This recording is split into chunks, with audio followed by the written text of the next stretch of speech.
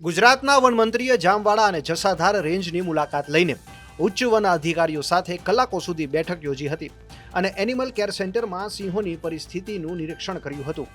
જોકે જામવાડાથી જસાધાર કારમાં પસાર થતી વખતે વનમંત્રી ગીર ગઢડા રોડ પર આવેલી ડમ્પિંગ સાઇટ પર રોકાયા ન હતા, જેને કારણે સ્થાનિક સિંહ પ્રેમીઓમાં ભારે નારાજગી જોવા મળી રહી છે. સિંહ પ્રભાવિત એવા આ વિસ્તારની ડમ્પિંગ સાઇટ પર ફેંકવામાં આવતા 3 થી 4 દિવસ જૂના સડેલા મૃત માલઢોર સિંહો ખાતા હોવાથી જ તેમનામાં આ રોગ ફેલાયો હોવાની આશંકાઓ બહાર આવી રહી છે. છતાં મંત્રી ત્યાં ન થોભતા વિવાદ સર્જાયો છે.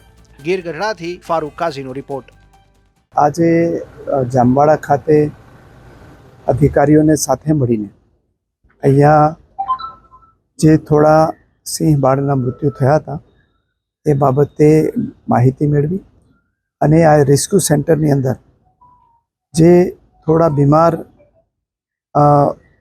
કબ અને લાયન છે એમનું ઓબ્ઝર્વેશન પણ કર્યું. અત્યારે કુલ બંને જગ્યાએ મળીને 17 જેટલા જે લાયન છે એ ઓબ્ઝર્વેશન હેઠળ છે.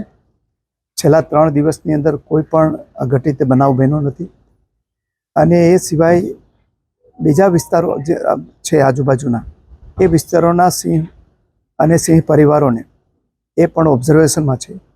ડૉક્ટરોની ટીમ સતત કામે લાગેલી છે અને ખાસ કરીને જે ડીવોર્મિંગ કરવાની પ્રોસેસ છે એ લગભગ 500ની આસપાસ લાયન છે, એના ડીવોર્મિંગની પ્રક્રિયા પણ પૂરી કરી દેવામાં આવી છે. એટલે આ રીતે જોવા જઈએ તો એ અત્યારે કોઈ ચિંતાનું કારણ નથી અને હું વન વિભાગના અમારા અધિકારીઓને, કર્મચારીઓને અને ડૉક્ટરોને પણ અભિનંદન આપું છું કે આ ઘટના તો 28 તારીખે ધ્યાનમાં આવી, પરંતુ એની પહેલાં 19 તારીખથી જ એણે જે પ્રિવેન્ટિવ મેઝર લેવા જોઈએ એ પ્રિવેન્ટિવ મેઝર લીધેલા હતા અને એને કારણે આજે જે છે એ આપણે સ્થિતિને સંપૂર્ણપણે લગભગ કહી શકાય કે એને કાબૂમાં લઈ આવી શક્યા છીએ.